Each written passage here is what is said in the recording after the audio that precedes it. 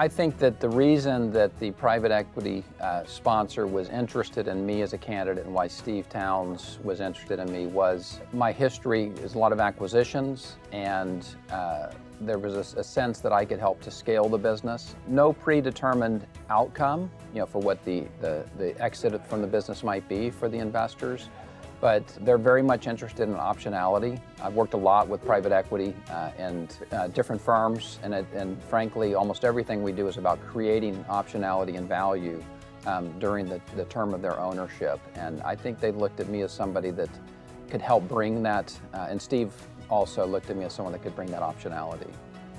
We are here at TIACA Air Cargo Forum in Miami, and with me is James Harris, Chief Financial Officer of ACL Airshop. James, good to have you. Thank you, Reji. Good to be here. Let's start with your role at ACL Airshop. You took the current position as the Chief Financial Officer in October 2021. It's been 1 year since that you took over, and you have 37 years of experience in the finance, working with different companies. Maybe briefly you tell us about your career progress from 1985, then you started with PwC. So I started my career, I studied accounting, have a bachelor's and master's in accounting, and my first job was with Price Waterhouse in Dallas, Texas, and my specialty was international tax.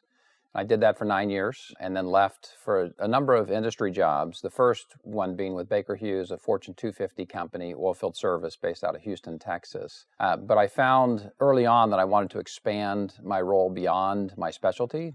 So my job at Baker Hughes was both Vice President of Tax and Controller. So I had 2 jobs there. And from there, while most of my roles have been finance-oriented, since that time, I have worked for some companies where I've had an operating role in addition to the finance, which has given me a broader appreciation for how finance can support the business and help it to grow, and which is what really my interest is. It's not only to handle the compliance part of the Chief Financial Officer job, but also on the commercial side to be able to support the business and help it to grow. I'd say it's been maybe a theme throughout my career. What led you to pick up the job in ACL Airshop? Fair question. So my background being from Texas was energy.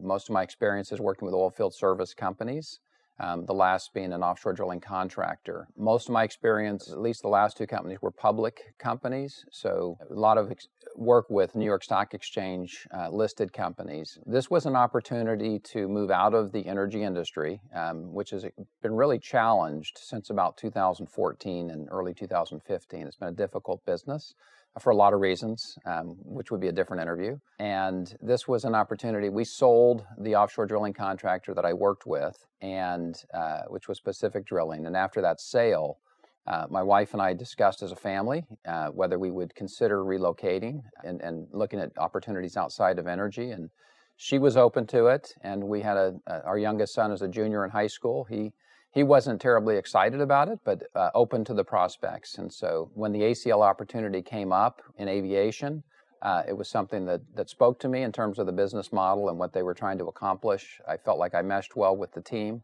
And it was a group, which is the most important part of any job. And I felt like it was worth the risk of taking the move. And I'm very happy that I did. Better than asking me what was a brief to you given by ACL, probably what is your brief for ACL to really scale up their operation, really a formidable name in the aviation industry? I think that the reason that the private equity sponsor was interested in me as a candidate and why Steve Towns was interested in me was my history is a lot of acquisitions, and there was a sense that I could help to scale the business. No predetermined outcome, for what the exit from the business might be for the investors, but they're very much interested in optionality. I've worked a lot with private equity and different firms, and frankly, almost everything we do is about creating optionality and value during the term of their ownership. And I think they looked at me as somebody that could help bring that, and Steve also looked at me as someone that could bring that optionality. Yeah, you've known for, I think, the Forum Energy from a 30 million to over 1.85 billion, and then took it to, listed it in NYSE. When you look at ACL Airshop, what is the potential size that it is going to be in terms of network, in terms of customer acquisition, in terms of stations across different parts of the world? What's the kind of vision that you have as a CFO? So there are good growth opportunities organically with ACL Airshop, which we'll continue to pursue, looking to expand the existing business, the number of relationships we have with different customers. So there are a lot of opportunities for organic growth, but we will also be looking, given Steve's history and my own, at ancillary type opportunities, businesses that would fit, that we might be able to acquire and actually grow and turbocharge with inorganic growth as well. So with that as a backdrop, any good business has to have good organic growth to be successful. If you add too much acquisition and you're not growing your base businesses, that's not a healthy business. So while continuing to grow and strengthen the core, if you will, the core business that we have today, I believe over the next several years we will look at other opportunities and how we might strengthen the enterprise by folding in other businesses that fit. After having spent 1 year within the company, what's your assessment of ACL Airshop? It's a fantastic team, difficult to keep up with, frankly. They're fast moving. They're known for their responsiveness in the marketplace. As we evaluate different transactions or contractual arrangements, it always requires moving fast. And so, doing that while at the same time trying to strengthen the core of the business and the systems and the processes. It's been a lot of work. It's been a challenge, but the team is very dedicated, very experienced. Our two chief operating officers over the Eastern and Western Hemisphere, they have 20 years experience each with ACL Airshop. So not only in the industry, but in this particular company. And so they know our customers deeply and have great experience. And with Steve's leadership and his vision for where the company can go, it's a fantastic team, I think, with great possibilities ahead of us, and looking forward to that. As a Chief Financial Officer, what's your involvement in the onboarding of new airline customers, contracts? Give us a sense of your involvement in those aspects of the business. ACL Airshop is known for short-term leasing, one-way, 7-day minimum period lease, which is somewhat unique in the industry, that not only do we offer that, we can execute on it. So they're known for that, and that's I'd say the most profitable side of the business, in the sense that there's no commitment from the customer beyond that short-term leasing period. With the new owners that came in, we're now called Assetine Investment Partners, when they invested in April of 2021, one of the ideas that they brought was to continue that short-term business, continue to dominate that business. And Steve likes to say this, dominate short-term, while layering in good long-term contracts. And the idea is that we would sign on more customers for multi-year type engagements that are good for them, so win-wins. They better, lower pricing with services that are included in the contract.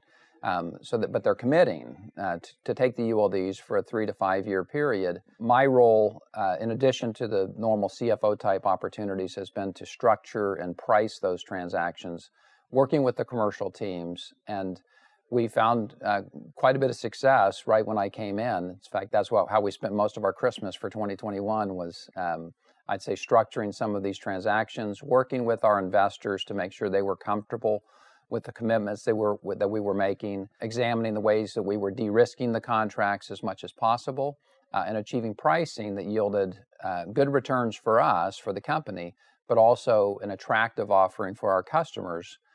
Most of the customers that we've signed up have been new, but we have converted some of our larger customers with a nice value proposition to a 5-year commitment versus the leasing on a short-term basis. So my role in all that, Reji, has been, as I said, to help structure those and help the team to come up with a pricing and structure that would work for our investors, and maybe bridging that gap. Are airlines really finding this new structures, new contractual agreements much more attractive, or long-term contracts? It depends on the customer. So a customer that has a strong base load of need that they know they'll be leasing day to day, they can, if they will commit for that base load, and typical contract will have lower pricing for the ULDs that they commit for.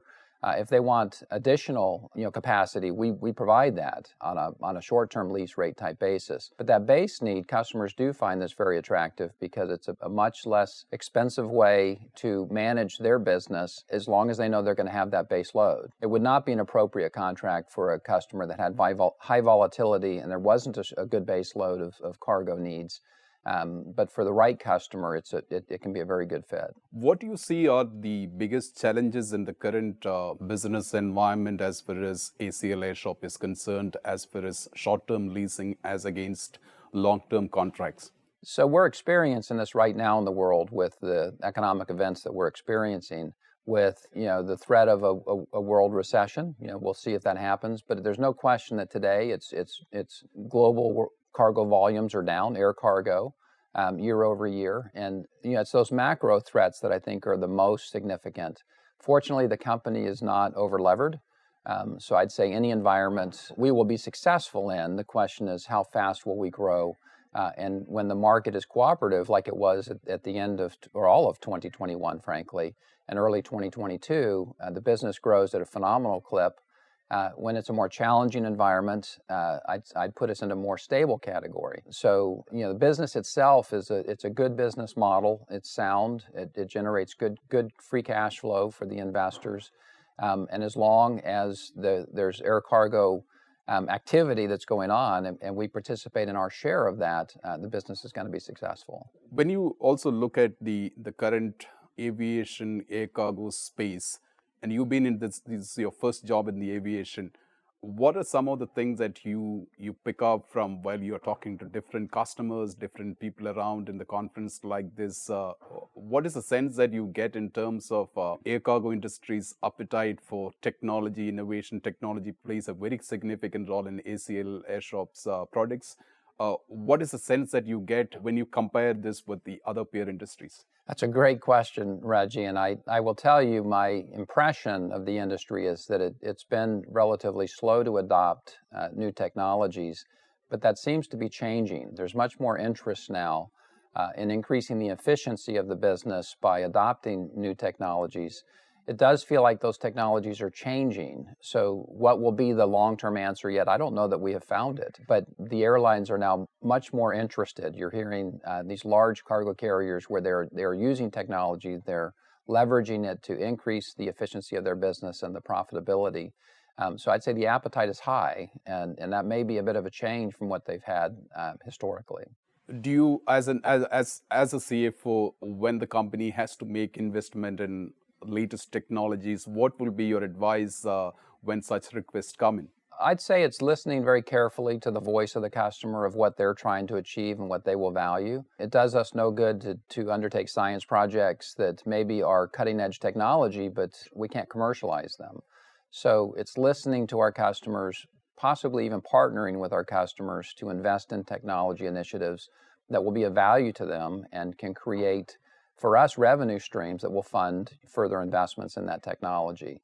So I'd say that's the main point, is that we don't want to invest in technology just for the purpose of doing so or to describe things as what we're doing, but something that is of value to our customers and that they would be willing to pay us a reasonable price for. James, thank you so much. It's been a pleasure talking to you. Thank you, Reji. Appreciate the opportunity.